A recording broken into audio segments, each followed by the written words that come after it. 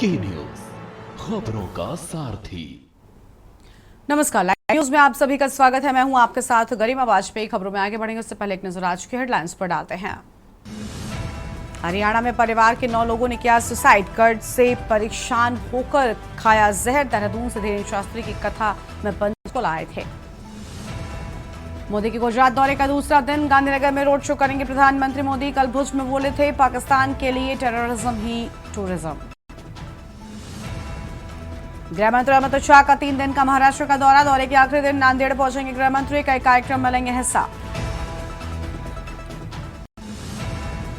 सरकारी बस से मणिपुर ना पहुंचाने पर विवाद बढ़ा। राज्यपाल को हेलीकॉप्टर से पहुंचाया गया राजभवन। आज मैतेई समूह की गृह मंत्रालय में मीटिंग। पाकिस्तानी बाजार में घूमती दिखी ज्योति मल्होत्रा। 47 लिए गार्ड्स के साथ वीडियो आया सामने। कोर्ट ने 14 दिन की न्यायिक हिरासत में भेजा। देश में कोरोना से 10 की मौत। 1045 एक्टिव केस। महाराष्ट्र में सबसे ज्यादा 5 मौत। एक हफ्ते में 787 नए मामले आए। आप देख रहे हैं की न्यूज, खबरों का सारथी। बात करेंगे उस परिवार की जो खत्म हो चुका है कर्ज की मार से। जी हां, हरियाणा के पंचकुला में एक दिल दहला देने वाला मामला सामने आया है, जहां एक ही परिवार के 7 सदस्यों ने कथित तौर पर जहर खाकर जान दे दी। मृतकों में पति पत्नी, उनके 3 बच्चे और 2 बुजुर्ग सदस्य शामिल हैं। पुलिस ने बताया कि घटना सोमवार की रात करीब 11 बजे सेक्टर 27 में सामने आई, जब एक कार से सभी के शव बरामद किए गए। कार उत्तराखंड के देहरादून नंबर की पाई गई है। सूचना मिलते ही पुलिस मौके पर पहुंची और कार में मौजूद सभी लोगों को अस्पताल ले जाया गया। अस्पताल में 6 को मृत घोषित किया गया, जबकि एक सदस्य की हालत गंभीर बताई गई। हालांकि इलाज के दौरान उसकी भी मौत हो गई। पुलिस की माने तो मृतकों में 2 की पहचान प्रवीण मित्तल और उनके पिता देशराज मित्तल के रूप में हुई है। प्रारंभिक जांच में सामने आया है कि परिवार भारी कर्ज से परेशान था, जिसके चलते उन्होंने एक कठोर कदम उठाया। घटना की गंभीरता को देखते हुए डीसीपी हिमाद्री कौशिक और DCP law and order Amit Dahiya मौके पर पहुंचे। हिमाद्री कौशिक ने मीडिया से बातचीत में कहा कि दृष्टया ये मामला आत्महत्या का प्रतीत होता है। सभी पहलुओं की गहनता से जांच की जा रही है। फॉरेंसिक की टीम ने मौके से साक्ष्य इकट्ठा कर लिए हैं और कार की तलाशी ली गई है। पुलिस की शुरुआती जांच में बात सामने आई है कि प्रवीण मित्तल देहरादून में टूर एंड ट्रैवल्स का कारोबार करते थे, जो हाल के समय में घाटे में चल रहा था। कर्ज बढ़ने के बाद वो मानसिक तनाव में थे। हालांकि सबसे बड़ा सवाल ये बना हुआ है कि पूरा परिवार पंचकुला क्यों आया और यहीं पर आत्महत्या क्यों की। पुलिस इस दिशा में भी जांच कर रही है कि जिस घर के पास कार खड़ी थी वहां उनका क्या संबंध था। इस घटना से स्थानीय निवासी गहरे सदमे में हैं। आसपास के लोगों ने कहा कि कार वहां पर लगभग 2 घंटे से खड़ी थी, लेकिन किसी को अंदेशा नहीं था कि भीतर ऐसा दर्दनाक दृश्य छिपा है। प्रशासन ने इस त्रासदी पर दुख जताते हुए परिवार के प्रति संवेदनाएं प्रकट की हैं।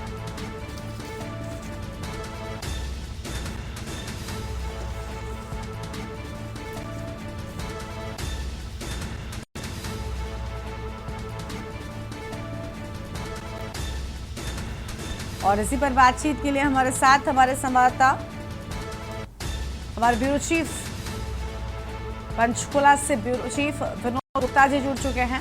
उनका रुख कर लेते हैं। विनोद जी, ये पूरा मामला क्या है, विस्तार से एक बार बताएं। कार में बताया जा रहा है कि ये सभी लोग फिलहाल जिस तरीके से प्रथम दृष्टया इस मामले को आत्महत्या से जोड़कर देखा जा रहा है, पूरी जानकारी अब तक क्या निकलकर सामने आई? देखिए, सबसे बड़ी बात है जो मामला कल रात 11 बजे का है, जब एक परिवार जो है धीरेन्द्र शास्त्री के एक हनुमान कथा सुनने के लिए आता है उत्तरांचल से एक परिवार आता है और वो कथा सुनने के बाद जैसे ही वापस लौटता है, तो वैसे बताया जा रहा है कि इनके एक परिवार ने एक मकान जो है सेक्टर 27 पंचकुला में भी किराए पे लिया हुआ था।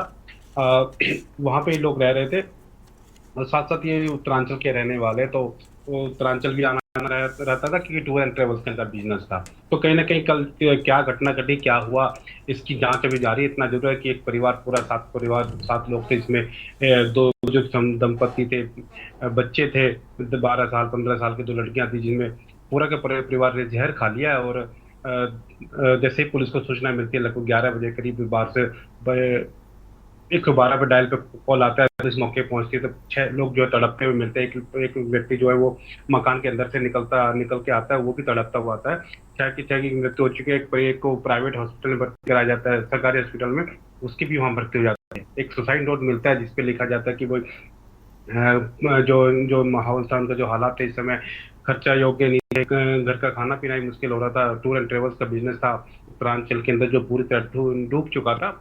और उनको किस तरह की प्रॉब्लम से, या क्या कोई इनको कोई कर्ज के लिए मजबूर कर रहा था, या क्या किस तरह की यातनाएं इनको मिल रही थी, इसके भी जांच होना बाकी है। इतना जरूर कि पुलिस ने जो प्रारंभिक जांच है, सुसाइड नोट को कब्जे में लेकर गाड़ियों की जांच की जा रही है, सभी पहलुओं पर जांच की जा रही है। खुद डीसीपी हिमाद्री कोची को, लॉ एंड ऑर्डर हो, दैया हो, वो सब मौके पे पहुंचे, देर रात फोरेंसिक टीमें मौके पे पहुंची और पूरी जांच की जा रही है कि आखिर मामला क्या था, क्यों वजह पूरे के पूरे परिवार ने क्यों आत्महत्या कर ली।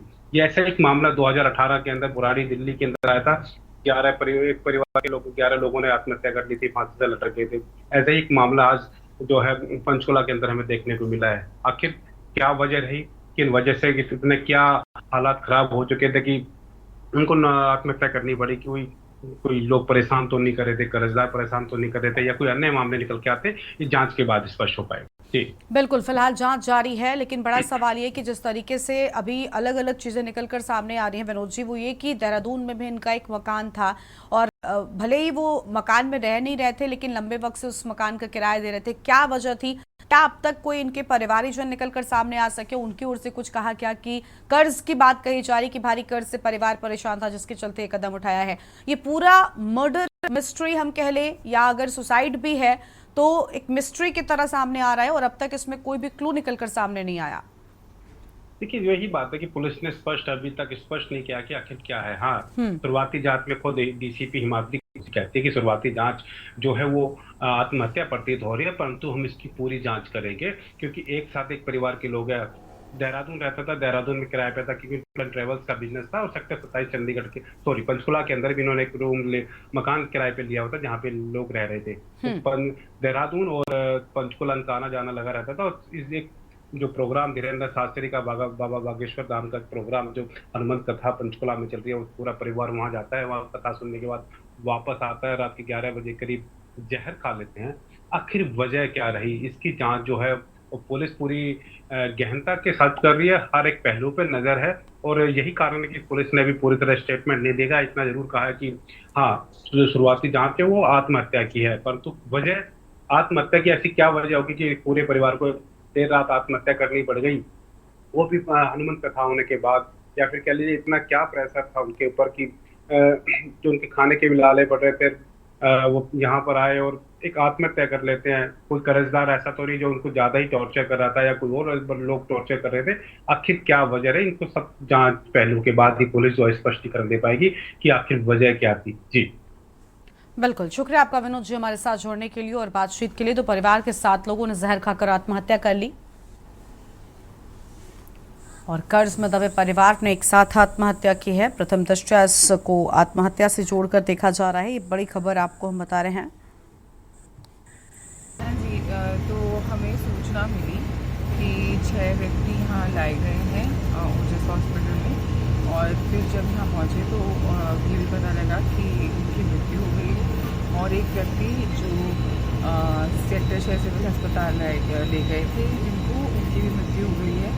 तो इस मैटर में जो हमें प्रथम दृष्टया लग रहा है कि ये आत्महत्या का मैटर है ना, सुसाइड का मैटर है प्राइमर फेस से। तो फिर भी सीन ऑफ क्राइम टीम मौके पे पहुंच चुकी है, इन्वेस्टिगेटिंग ऑफिसर्स मौके पे पहुंच चुके हैं। हम सारे साइंटिफिक एविडेंस कलेक्ट करेंगे और इस मैटर को प्रॉपरली एनालाइज करेंगे, बट प्राइमर फेस से हमें सुसाइड का मैटर। जो 6 लोगों ने जहर खाया, उसमें कौन कौन लोग हैं? वो ये पूरे परिवार के लोग हैं। पहचान हो पाई मैम इनकी? हाँ जी, हमें पता है। अभी तो हम आइडेंटिटी डिस्क्लोज नहीं करना चाहेंगे, बट इनका पहचान हो गई है। क्यों? और अगली खबर है भिंड से, जहां पर 2 बाइकों के आमने सामने भिड़ंत हो गई। बड़ी जानकारी आपको बता रहे हैं। 2 युवकों ने दम तोड़ा। 2 युवकों का इलाज जारी है। हालत नाजुक बताई जाती है। मौत की इस घटना के बाद परिवार में कोहराम मचा हुआ है। परिवार में लोगों का रो रो कर बुरा हाल है। बाइकों के भिड़ंत में 4 युवक घायल हुए थे। ग्वालियर अस्पताल में इलाज चल रहा है। भिंड ग्वालियर नेशनल हाईवे 719 पर हुई थी घटना। मेगांव थाना क्षेत्र का बताया जाता है पूरा मामला। ये बड़ी जानकारी आपको हम बता रहे हैं, जहां पर मेगांव थाना क्षेत्र का पूरा मामला सामने आया है। तो यह आम खबर आपको हम बता दें ये बड़ी खबर सामने आई है, जहां पर इस भीषण हादसे में 2 युवकों की जान गई और 2 की हालत नाजुक बताई जाती है।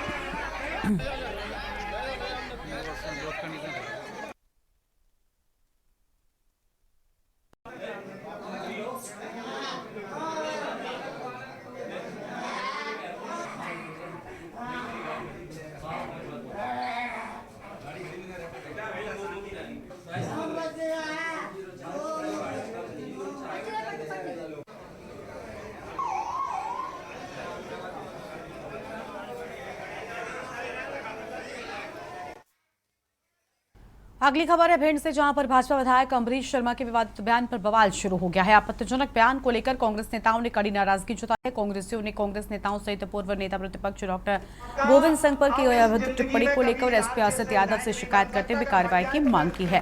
कांग्रेसियों ने कार्रवाई न होने पर उग्र आंदोलन की चेतावनी भी दी है। जो मैंने 1-1.5 साल मैं अब ज्यादा नहीं कहना चाहता, जल्दी ही मैदान में, बिल्कुल आप चिंता मत करो, तलवार लेके धर ली पूरी, बिल्कुल। अब हमें 2 दिन लग जाए, 4 लग जाए, 6 लग जाए, बिल्कुल। अब यह संग्राम, महासंग्राम होगा लार के अंदर। और जो लोग कहते हैं कि विधायक छुपता फिर रहा है, मैं उन चोरों को बता देता हूं कि मैं विधायक की कैसे और कुछ चमचे तो इतने ज्यादा ओवर हो गए तो कह रहे उपचुनाव होने वाला है लार का। अरे बेवकूफो, मैं भी कहीं नहीं गया, तुम भी कहीं नहीं गए।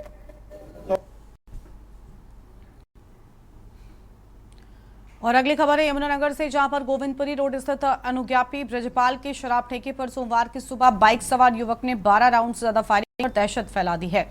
फायरिंग किए जाने शीशे और बोतलें टूट गई। ये नजारा देखकर लोग दहशत ज़दा है। नकाबपोश आरोपी मौके पर एक पर्चा फेंककर फरार हो गया। पुलिस टीम ने मौके पर पहुंचकर मामले की जांच पड़ताल शुरू कर दी है।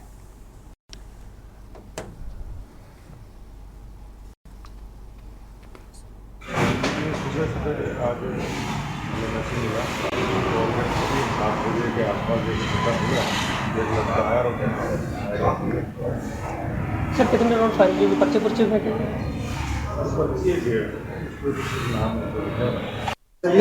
जी वो इधर से पैदल आए, पैदल आते इधर आके हमने तो सोचा ये ग्राहक है करके, इधर आके उसने पत्तियाँ गिरी, पीछे हो गए, उसने एकदम फायर कर दी। कम से कम 12 फायरिंग कर रही थी। अकेला था कोई और? अकेला था कि मुँह बांध रखा था, सपोर्ट से करोना से। वो पीछे हो गए, फिर इधर को ही गया, हम तो पीछे चले गए थे। हमने बाबू लोगों को फोन मिलाया। कितने बजे की घटना है? अभी ये 7 बजे की है सुबह। कोई पर्ची वगैरह भी बताया जा रहा है फेंक कर गया है? पर्ची डाल के गया था जी।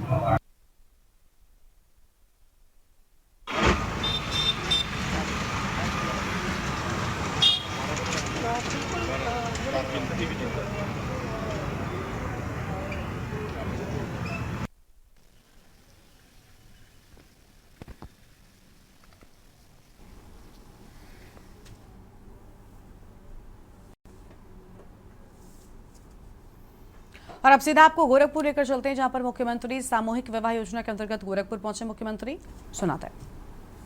स्टेशन होगा, उसके खाते में धनराशि आ जाएगी। बेटी 1 वर्ष की होगी तो बेटी के 1 वर्ष के होते ही सभी प्रकार के टीका से आच्छादित करने का सर्टिफिकेट जैसे ही दिखेगा, बेटी के अकाउंट में पैसा आ जाएगा। बेटी पहली क्लास में जाएगी, विद्यालय में रजिस्ट्रेशन का कागज दिखाइए, पैसा आपके अकाउंट में आ जाएगा। बेटी 5वीं क्लास पास करेगी, 6वीं क्लास में भर्ती होगी, उसके अकाउंट में फिर पैसा आ जाएगा। बेटी 8वीं क्लास पास करेगी, 9वीं में जैसे ही गई, रजिस्ट्रेशन होते ही उसके अकाउंट में एक धनराशि आ जाएगी। बेटी आगे अगर ITI करना चाहती है, पॉलिटेक्निक करना चाहती है, आगे की पढ़ाई करना चाहती है, एक निश्चित राशि एडमिशन होते ही उसके अकाउंट में आ जाएगा। बहन और भाइयों, ये 25,000 की एक राशि हम लोगों ने बेटी के लिए रखा है, जो बेटी की सुरक्षा के लिए उसका संबल बनेगा। एक तरफ मुख्यमंत्री कन्या सुमंगला योजना और दूसरी तरफ बेटी के लिए अगर वह शादी ब्याह के योग्य हो गया तो अभिभावक को चिंता की आवश्यकता नहीं, चिंता की आवश्यकता नहीं। मुख्यमंत्री सामूहिक विवाह की योजना, इसमें कन्या दान करने के लिए स्वयं मुख्यमंत्री, मंत्री, सांसद, विधायक, ये सभी लोग उपस्थित होकर के इस कार्यक्रम के साथ जुड़ते हैं और उनके उन अतिथियों का स्वागत करने के लिए वहां दिखाई देते हैं जो लोग इस सामूहिक विवाह कार्यक्रम के साथ जुड़ते हैं। आप सोचिए, अगर किसी के घर में शादी होती, हो सकता मुझे समय नहीं मिलता, मैं हो सकता नहीं जा पाता, लेकिन गोरखपुर में सामूहिक विवाह हो रहा है, लखनऊ का सारा कार्यक्रम छोड़ करके मैं यहां चला आया कि चलो इसी बहाने हम लोग जाएंगे, उन कन्याओं को आशीर्वाद देंगे, उन परिवारों को धन्यवाद देंगे। और ये तो कन्या तो प्राचीन हमारी मान्यता रही है कि गांव की बेटी सबकी बेटी, गोरखपुर की बेटी है तो सबकी बेटी है। तो स्वाभाविक रूप से कन्यादान के साथ जुड़ने का इस पूरे मंच को सौभाग्य प्राप्त हो रहा है कि हम भी इस कन्यादान के साथ जुड़ करके सौभाग्यशाली हो रहे हैं कि कम से कम उन कन्याओं की शादी ब्याह के साथ, जहां दहेज मुक्त विवाह है, जहां पर बालक और बालिका दोनों बालिग हैं, बाल विवाह भी नहीं है, दहेज भी नहीं है, एक से अधिक कोई शादी नहीं कर सकता, तीनों पर प्रहार है, और उसी व्यवस्था के साथ आज यहां पर जुड़ने के लिए यहां पर आए हैं। न जाति का बंधन है, न क्षेत्र का बंधन है, न भाषा का बंधन है, न मत और मजहब का बंधन है। अपनी अपनी रीति और रिवाज के अनुसार कोई भी रजिस्ट्रेशन करवाएगा और सामूहिक विवाह के कार्यक्रम के साथ 10 जोड़े जहां एकत्र हुए, वहां सामूहिक विवाह के कार्यक्रम के साथ प्रशासन सहयोग करने के लिए उतावला है। बहनों और भाइयों, 2017 के पहले समाज कल्याण विभाग के द्वारा अनुसूचित जाति जनजाति की कन्याओं की शादी में मात्र 20,000 रुपए की सहायता दी जाती थी, और वह भी चेहरा देख करके दिया जाता था, सबको नहीं दिया जाता था। आप सोचिए 20,000 रुपए में क्या कोई करेगा। और वह भी राशि तब आती थी जब शादी ब्याह बीत चुके होते थे, सब कुछ हो चुका होता था। कभी कभी एक वर्ष तक नहीं मिलती थी, कभी मिलता ही नहीं था। और आज तो बेटी की शादी है, वर और वधू के लिए कपड़े भी आएंगे, उनकी गृहस्थी के सारे सामान भी आएंगे, और कन्या के अकाउंट में 60,000 रुपए भी जमा होंगे।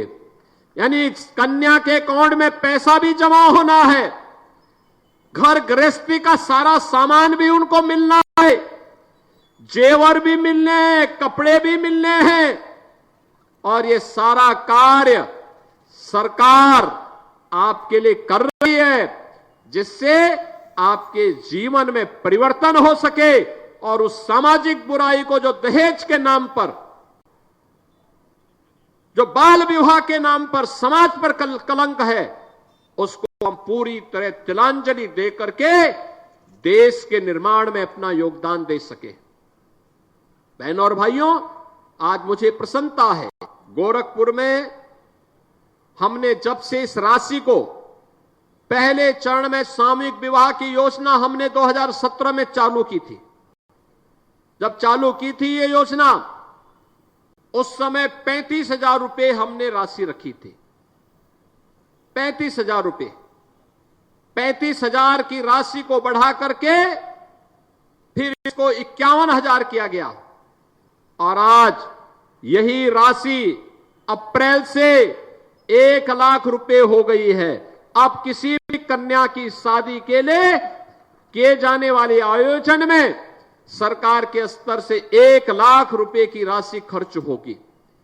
यहां पर 60,000 रुपए केवल कन्या के खाते में जमा होंगे।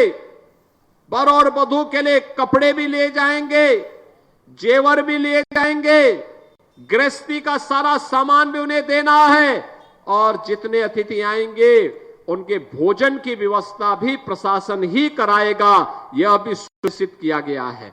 और आज मुझे इसीलिए सभी कार्यक्रमों के साथ छोड़ करके यहां पर आना पड़ा है कि सामूहिक विवाह का हिस्सा मैं बन सकूं और मुझे प्रसन्नता है कि 1200 जोड़े आज एक मुख्यमंत्री सामूहिक विवाह की योजना के साथ जुड़ने का कार्य कर रहे हैं।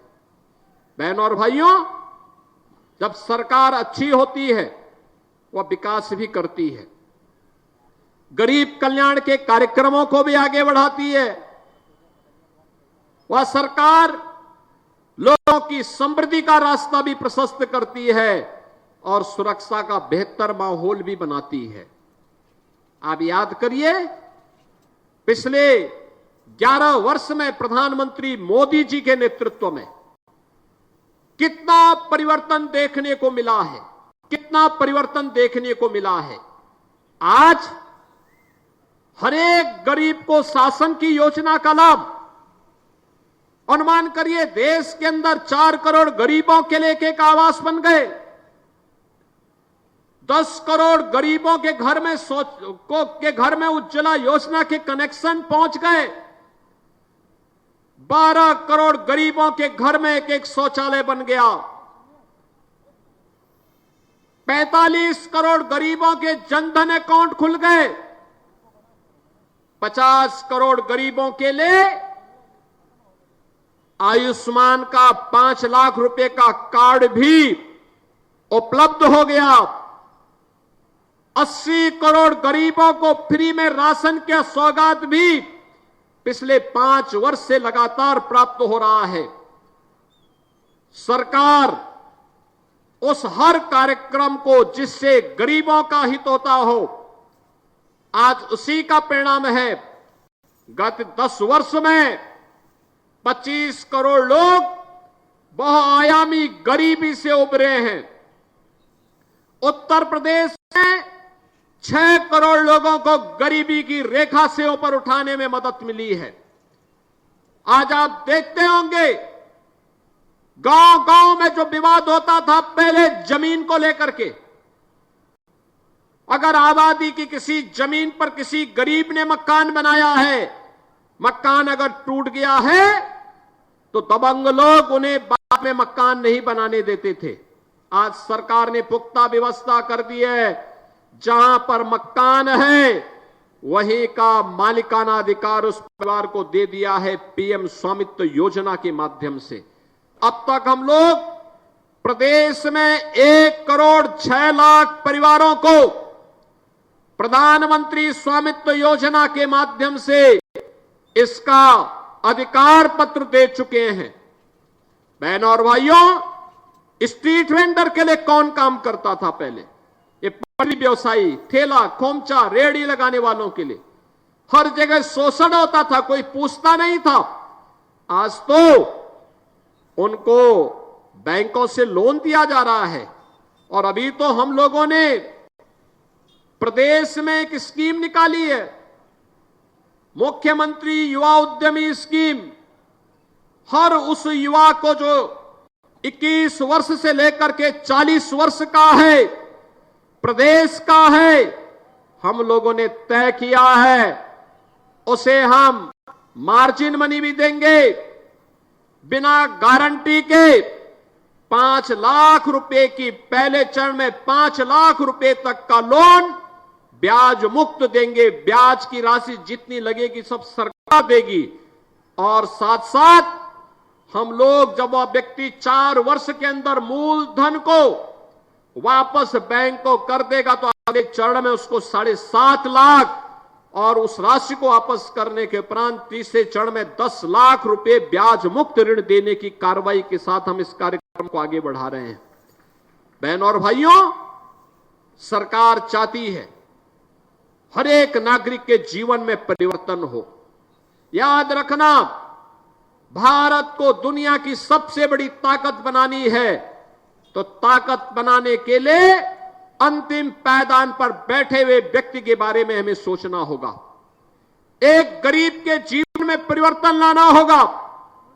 गरीब के जीवन में परिवर्तन लाने के उद्देश्य से ही मुख्यमंत्री कन्या सुमंगला योजना, मातृ वंदना योजना, बेटी बचाओ बेटी पढ़ाओ का कार्यक्रम, गरीबों के लिए आयुष्मान भारत की सुविधा का लाभ, हर गरीब के लिए उनको मिलने वाली सुविधा का लाभ उन्हें उपलब्ध करवाया जा रहा है। और मुख्य सामूहिक विवाह की योजना भी उसी प्रगतिशील सोच का एक प्रतीक है।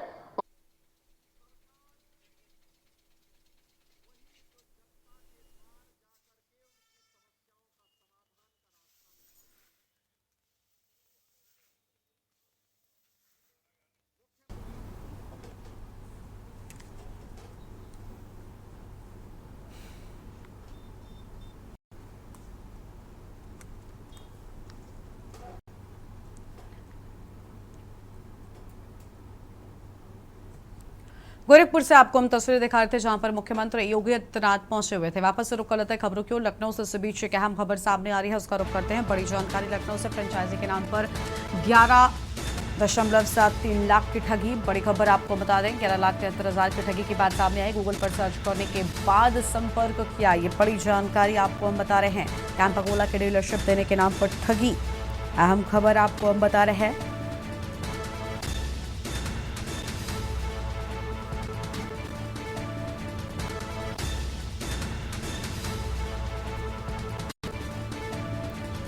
यह हम जानकारी आपको हम बता दें। रिलेशनशिप मैनेजर निशा ने संपर्क कर मांगी सारी डिटेल्स।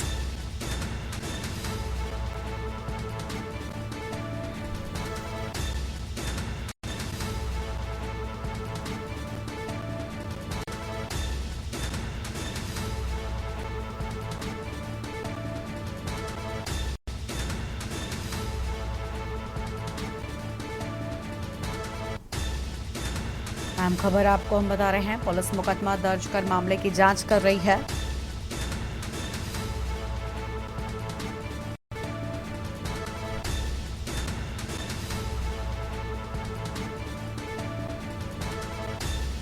फ्रेंचाइजी के नाम पर 11,73,000 की ठगी। और इसी खबर पर बातचीत के लिए हमारे साथ हमारे संवाददाता शिवा शर्मा जुड़ चुके हैं। शिवा, गूगल पर सर्च करने के बाद कंपनी से संपर्क किया गया, लेकिन बड़ी ठगी की बात सामने आई है। डीलरशिप देने के नाम पर यह पूरा मामला जो है वो आगे बढ़ा था। पूरी जानकारी क्या है आपके पास?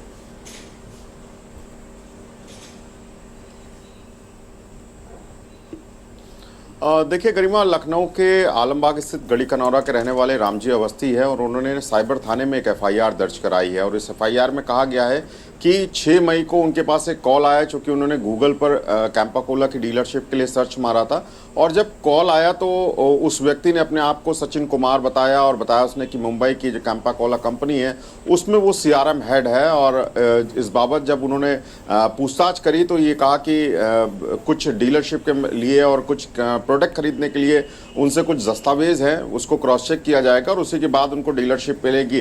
फिर कुछ दिन बाद उनको निशा नाम की एक शख्स का कॉल आता है जो खुद को रिलेशनशिप मैनेजर बताती है और उसने अलग अलग खातों से उनके डीलरशिप, प्रोडक्ट परचेज और सिक्योरिटी मनी के नाम पर तकरीबन 11,73,000 रुपये उनसे लिए।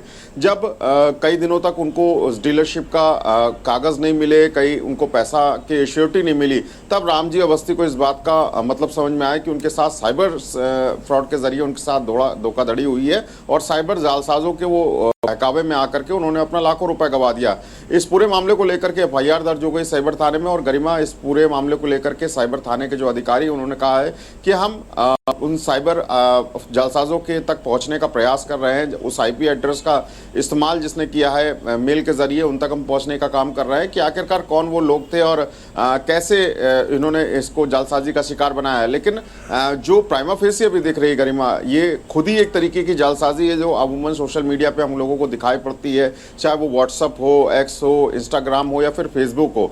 और इस तरीके की अगर जालसाजी आती है तो सरकार इस माध्यम से अनेकों तरीके के माध्यम से इस बात को नागरिकों को आश्वस्त कराती रहती है कि किसी भी तरीके की जो साइबर फ्रॉड होते हैं वो ऐसी साइटों का एक सहारा लेते हैं और लोगों को निशाना बनाते हैं, अवेयर करती रहती है लोगों को। लेकिन रामजी अवस्थी को शायद एक ये कहा जाएगा कि कम समय में आसानी से तरीके से उनको डीलरशिप चाहिए थी, इसलिए उन्होंने गूगल का इस्तेमाल किया और वो जालसाजों के बहकावे में आ गए और गलत साइट के जरिए उनसे संपर्क किया गया। तो फिलहाल अभी इन्वेस्टिगेशन हो रही है और जरूर 11,73,000 रुपए जो रामजी अवस्थी ने गंवाए हैं उसको वापस कराने का भी प्रयास किया जाएगा अगर गेटवे तक वो पैसा होगा। लेकिन इतनी ज्यादा ये कहा जाएगा कि यूपी पुलिस सक्रियता फैला रही है और लोगों को आश्वस्त कर रही है कि किसी भी तरीके का लेन देन सोशल मीडिया साइट्स के जरिए मत करिए, क्योंकि हो सकता है कि वो असल आदमी ना होकर के साइबर जालसाज हो और आपके लाखों रुपए कुछ मिनटों में ही चपत कर पाए। तो हमें देखना होगा कि ऐसी जो इनके रामजी अवस्थी के साथ हुआ ऐसा और किसी के साथ ना हो। इसलिए अपील सोशल मीडिया साइट्स के माध्यम से लगातार पुलिस भी, सरकार भी कर रही है कि कोई भी जो लेन देन है वो जब तक फिजिकल वेरिफिकेशन अगर किसी शख्स से ना हो जाए तब तक ना करें। और रामजी अवस्थी के साथ जो हुआ है उस मामले को लेकर के पुलिस ने एफआईआर दर्ज करने के बाद अपनी इन्वेस्टिगेशन चालू कर दी और हमें लगता है कि पुलिस उन जालसाजों तक पहुंचने का काम जरूर करेगी और उन लोगों को गिरफ्तार करने का काम करेगी जिन्होंने रामजी अवस्थी को अपना साइबर जालसाजी का निशाना बनाया। बिल्कुल, बहुत शुक्रिया आपका शिवा हमारे साथ जोड़ने के लिए और अहम जानकारी के लिए। कैंपा कोला की फ्रेंचाइजी देने के नाम पर ये पूरे ठगी का मामला आगे बढ़ा था। बड़ी जानकारी आपको हम बता रहे हैं, गूगल पर सर्च करने के बाद संपर्क किए जाने की बात सामने आई है।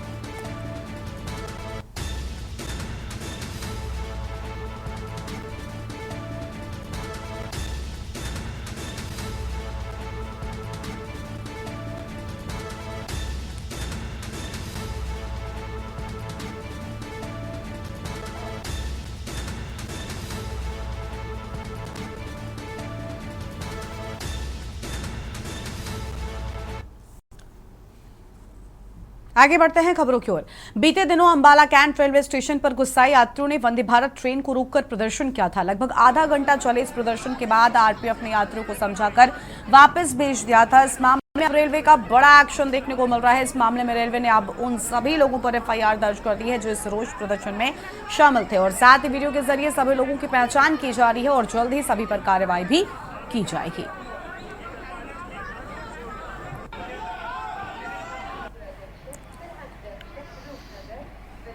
जी, जैसे 24 तारीख की एक घटना हमारे संज्ञान में आई थी कि कुछ लोगों ने जो वंदे भारत है उसे अंबाला में रोका गया और उसमें कुछ चला हुआ and we have got some videos. तो हमारी जो आरपीएफ जो है वो इसके ऊपर कार्रवाई कर रही है। They have already registered FIR और कुछ लोगों की शनाख्त वो ऑलरेडी कर चुके हैं और आने वाले दिनों में कार्रवाई की जाएगी।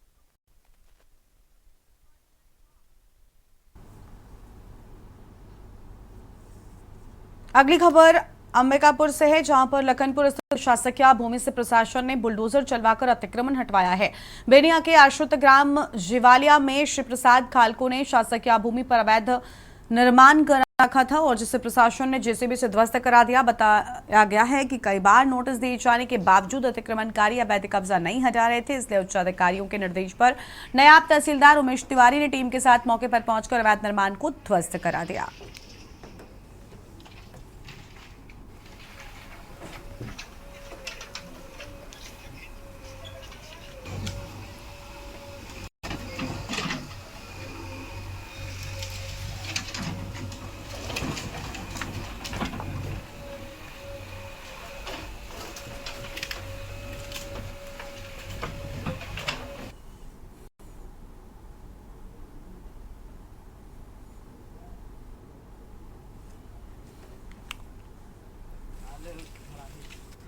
अगली खबर अंबिकापुर से, जहां पर 2 महीने से वेतन न मिलने पर सफाई कर्मचारियों ने कलेक्टर से भुगतान दिलाने की गुहार लगाई है। मेडिकल कॉलेज में कार्यरत पीड़ित सफाई कर्मचारियों ने डीएम को बताया कि 2 महीने से वेतन न मिलने से जीवन यापन में परेशानी हो रही है। जीवन दीप समिति के अंतर्गत 20 सालों से दैनिक वेतन पर कार्यरत कर्मचारियों ने कलेक्टर को ज्ञापन सौंपकर बकाया वेतन दिलाने की मांग की है।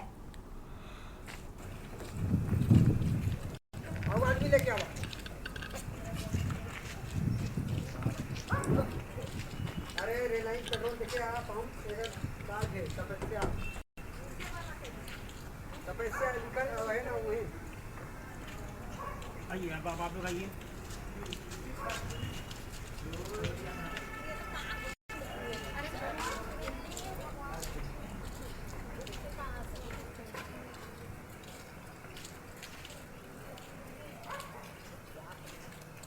जाइए, बाबा से मिल लीजिए पहले आप।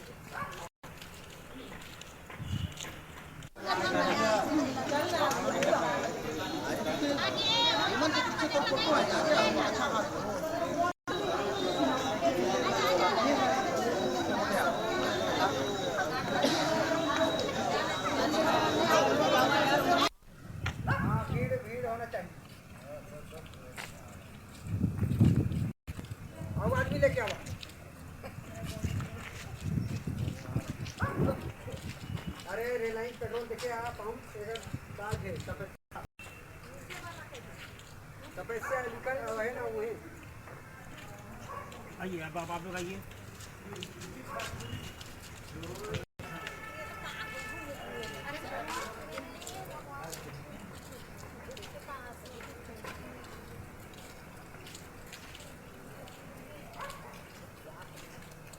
जाइए, बाबा से मिल लीजिए पहले आप। अगली खबर है धमतरी से, जहां पर कुरूद विकासखंड के ग्राम गातापार के ग्रामीणों ने पूर्व सरपंच नारदराम साहू की कलेक्टर से शिकायत की। उन्होंने आरोप लगाया कि साल 2021 से 22 में 6 तालाबों से मुरूम निकालकर बेच लिया गया। इसकी ना तो ग्राम पंचायत से अनुमति दी गई, ना ही बैठक बुलाई गई। तालाबों का 15 फीट से अधिक गहराई में खोद दिया गया, जिससे दुर्घटना का खतरा बना रहता है। शिकायत करने वाले ग्रामीणों ने जांच कर दोषियों के खिलाफ कार्रवाई की मांग की है। हाँ, उनका कहना था कि सरपंच जो है वो खुद ही मतलब पंचायत का प्रस्ताव जो है वो नहीं लिया गया है और अपनी मर्जी से उन्होंने खुदाई कर दी है। उसके लिए हमने सीओ जनपद को भेजा है, वो देखेंगे कि सरपंच ने किन परिस्थितियों में ऐसा किया है और जो ग्रामीण बोल रहे हैं वो सही है या नहीं। हम लोग क्या है, अभी वर्तमान में पंच है सर, और पहले जो पूर्व में सरपंच थे ना नारदराम साहू, पिता भरोसा राम साहू, उसके द्वारा हमारे ग्राम पंचायत गातापार के अंतर्गत असिर ग्राम आलेखुटा है, वहाँ 3 तालाब है, हमारे यहाँ 3 तालाब है। उसको सरपंच नारदराम साहू के द्वारा बगैर किसी पंचायत प्रस्ताव, ग्राम सभा, ग्रामीण मीटिंग के वो मिट्टी को पूरा 6 लाइन और रेलवे में बेच दिया है। जब उसमें उसके बाद जब इलेक्शन वगैरह हुआ तो कार्यभार वगैरह समय पूछे तो टाल मटोल जवाब देता है कि सभी पंच को मालूम है, ऐसा है वैसा है। अब जब पंच वगैरह को हम लोग पूछे ना तो कोई जवाब नहीं दे पा रहा है। तो इसका उच्च तरीके से जांच होना चाहिए सर इसका, क्योंकि खनिज संपदा है, खनिज संपदा में सरपंच का अधिकार नहीं होता है। जैसे कि हम लोग को मुरीम को जरूरत पड़ेगी गांव में तो हम लोग को दूसरी जगह चक्कर काटना पड़ रहा है।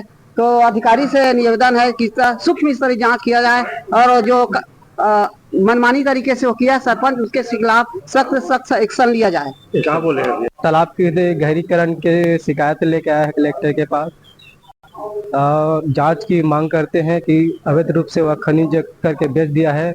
इसी के लिए शासन से और कलेक्टर से निवेदन है कि वह सही तरीके से जांच करे और ग्राम पंचायत का कष्ट करने की महान कृपा करें। कितना फीट खोदे? 15 फीट गहरा खोद दिया है।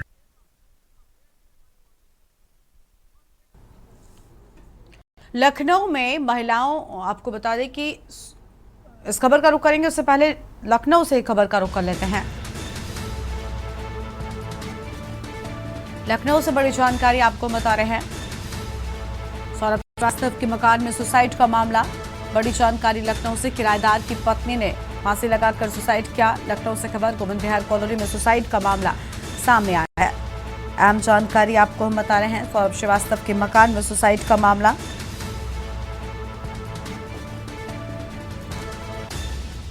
लखनऊ से खबर, गोविंद विहार कॉलोनी में सुसाइड।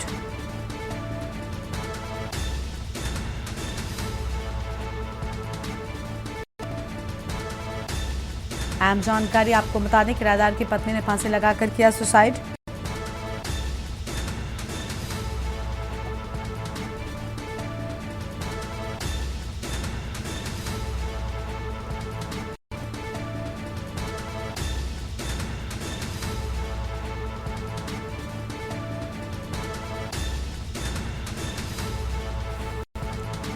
शव को कब्जे में लेकर पोस्टमार्टम के लिए भेजा गया। लखनऊ से ये खबर सामने आई है।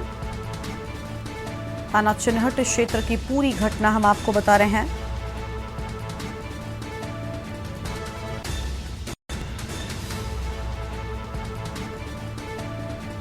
सौरभ श्रीवास्तव के मकान में सुसाइड, बड़ी जानकारी आपको हम बता दें। लखनऊ से बड़ी खबर।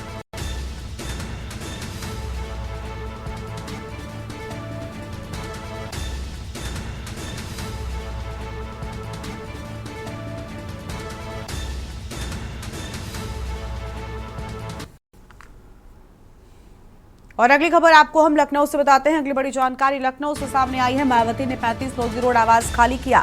लखनऊ से बड़ी खबर आपको बता रहे हैं। मायावती ने 35 लोधी रोड हाउस को खाली किया। नई दिल्ली में सरकारी आवास खाली करने का फैसला, बड़ी जानकारी आपको बता रहे हैं। सिक्योरिटी कारणों के चलते फैसला।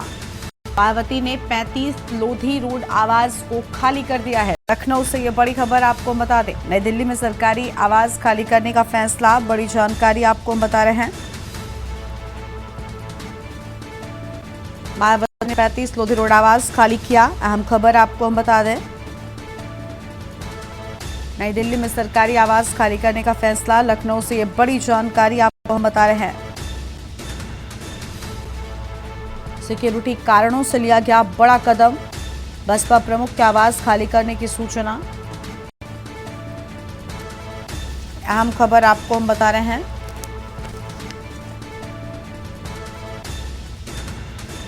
नई दिल्ली में सरकारी आवास खाली करने का फैसला। लखनऊ से बड़ी खबर आपको हम बता दें।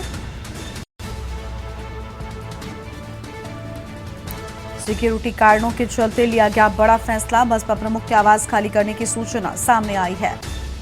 अहम जानकारी आपको हम बता रहे हैं। लखनऊ से खबर। मायावती ने 35 लोधी रोड आवास को खाली किया।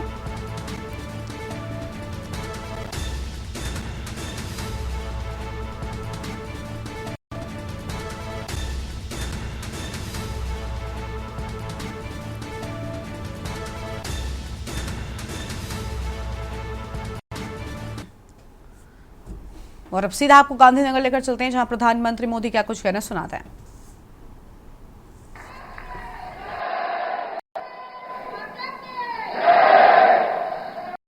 गर्जना करता सिंदूरिया सागर,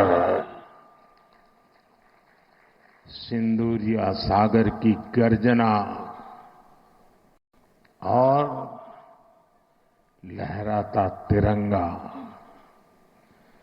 जन मन के हृदय में मातृभूमि के प्रति अपार प्रेम, एक ऐसा नजारा था,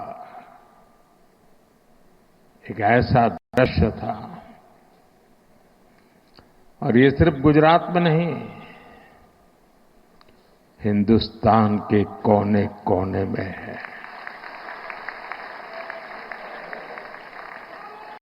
हर हिंदुस्तानी के दिल में है।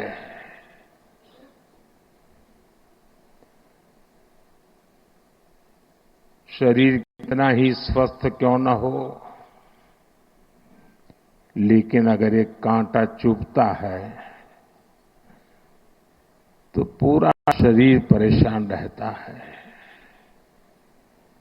अब हमने तय कर लिया है, उस कांटे को निकाल के रहेंगे।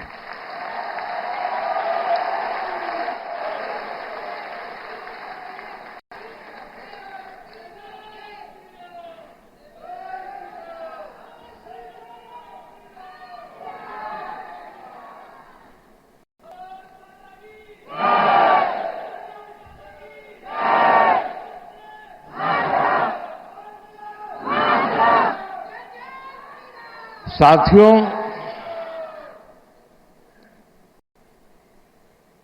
1947 में जब मां भारती के टुकड़े हुए,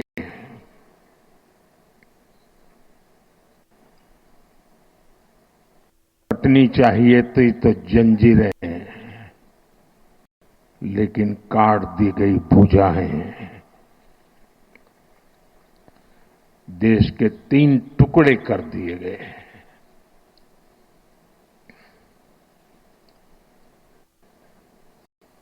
और उसी रात पहला आतंकवादी हमला कश्मीर की धरती पर हुआ।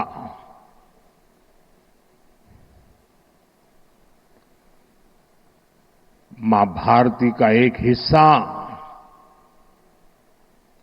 आतंकवादियों के बलबूते पर, मुजाहिदों के नाम पर पाकिस्तान ने हड़प ले लिया।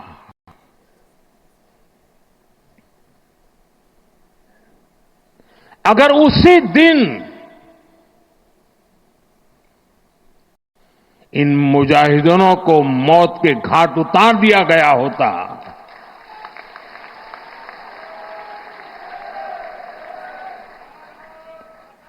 और सरदार पटेल की इच्छा थी कि पीओके वापस नहीं आता है तब तक सेना रुकनी नहीं चाहिए, लेकिन सरदार साहब की बात मानी नहीं गई और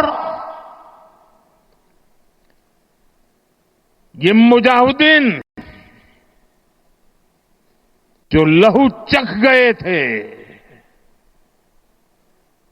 वो सिलसिला 75 साल से चला है। पहलगाम में भी उसी का विकृत रूप था।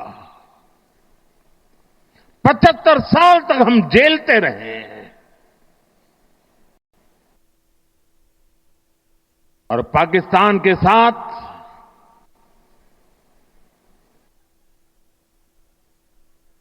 जब युद्ध का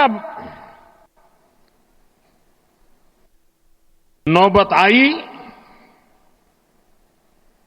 तीनों बार भारत की सैन्य शक्ति ने पाकिस्तान को धूल चटा दी।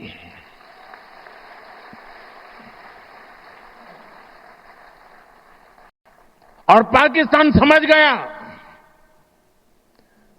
कि लड़ाई में वो भारत से जीत नहीं सकते हैं।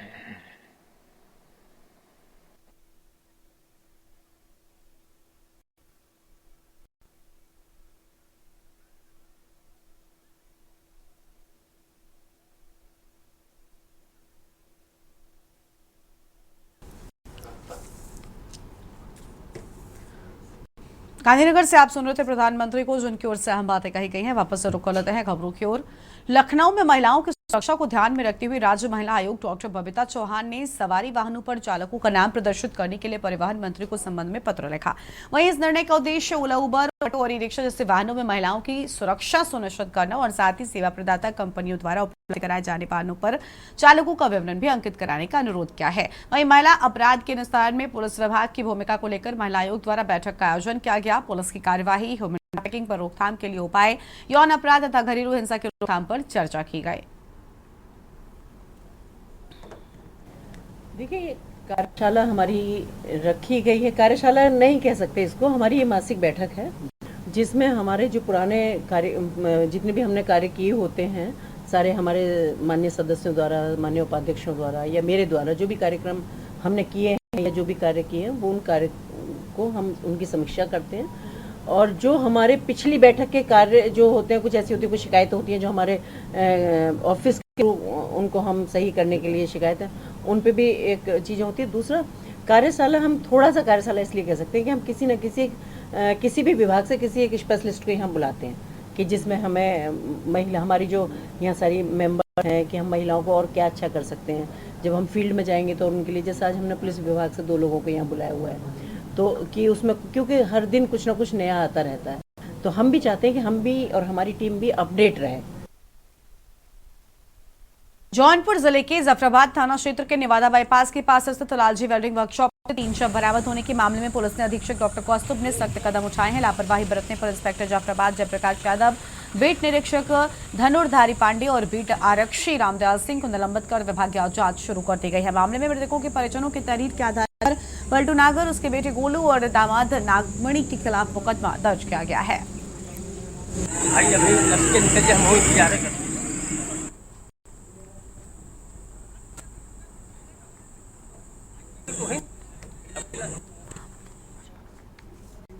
अगली खबर आपको हम अयोध्या से बताते हैं। महिला दरोगा का मारपीट वाला वीडियो वायरल हुआ है। थप्पड़बाज महिला दरोगा ने बैटरी रिक्शा चालक को मारा। रिक्शा चालक की कॉलर खींचकर कई थप्पड़ मारकर उसकी पिटाई की है और यात्रियों के साथ भी बदसलूकी की है। राम जन्मभूमि थाने की महिला दरोगा पर आरोप। वीडियो घटनास्थल के पास कार के अंदर से बनाया गया। स्थानीय लोग घटना से परेशान। सोशल मीडिया पर वीडियो सामने आया है।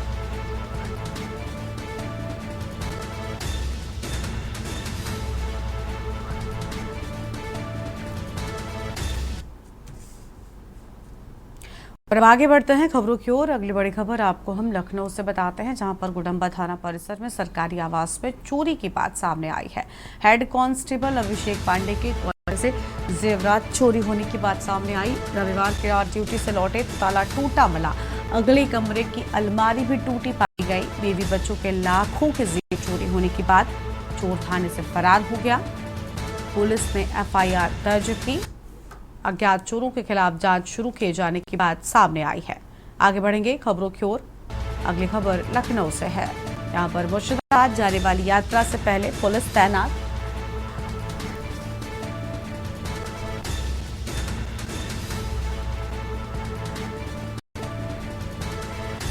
परिषद के अध्यक्ष गोपाल राय हाउस अरेस्ट। गोमतीनगर के विपुलखंड में गोपाल राय का आवास सील। जन आक्रोश यात्रा से पहले सुरक्षा कड़ी की गई। सनातन हेल्पलाइन आज जारी होनी थी। टली योजना। पुलिस ने यात्रा को लेकर किया कड़ा इंतजाम। गोपाल राय को नजरबंद कर प्रशासन ने सतर्कता बढ़ाई है।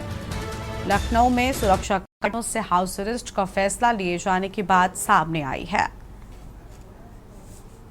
और अगली बड़ी खबर का रुख करेंगे। अगली बड़ी जानकारी आपको हम कानपुर से बताएंगे, जहां पर आगरा लखनऊ एक्सप्रेसवे पर सड़क हादसा हो गया। 2 बसों की टक्कर से लगभग 26 यात्री घायल हुए हैं। ड्राइवर को झपकी आने के चलते बस अनियंत्रित हुई। हादसे के बाद मौके पर पहुंची पुलिस और स्वास्थ्य टीम। एसीपी बिल्हौर समेत थाना पुलिस राहत बचाव में जुटी हुई है। घायलों को एम्बुलेंस से बिल्हौर CHC ले जाया गया। प्राथमिक उपचार के बाद गंभीर घायलों को हालत रेफर किया गया। 1 घंटे तक एक्सप्रेसवे पर यातायात बाधित रहा। पुलिस ने क्रेन की मदद से बस हटाकर यातायात बहाल किया। हादसा सुबह आगरा से लखनऊ की ओर पिलर 215 के पास हुआ। आगे बढ़ते हैं खबरों की ओर। अगली बड़ी खबर औरैया से आपको हम बताते हैं। पुलिस अधीक्षक ने किया बड़ा तबादला। 1.5 दर्जन से अधिक उप निरीक्षकों के कार्य क्षेत्र बदले हैं। मुकेश कुमार फफूंद से हटाकर देवकली की जिम्मेदारी। योगेंद्र सिंह को देवकली से पुलिस लाइन भेजा गया। विकास त्रिपाठी को अटसू से हरचंदपुर का प्रभारी बनाया गया है। औरैया से खबर। और संदीप जादौन को एरवा कटरा से याकूबपुर भेजा गया है। राजीव कुमार सिंह का स्थानांतरण फफूंद थाना किया गया। आरक्षी सत्यवीर के पुराने स्थानांतरण को निरस्त किया। और तबादलों से कानून व्यवस्था में सुधार की उम्मीद। चौकी प्रभारी पदों पर नए अधिकारियों की तैनाती। पुलिस विभाग में नई रणनीति के तहत फेरबदल की बात सामने आई है। तबादलों से पुलिस बल में हड़कंप मचा हुआ है। लाइव न्यूज में इतना ही। आप देखते रहिए के न्यूज इंडिया। नमस्कार।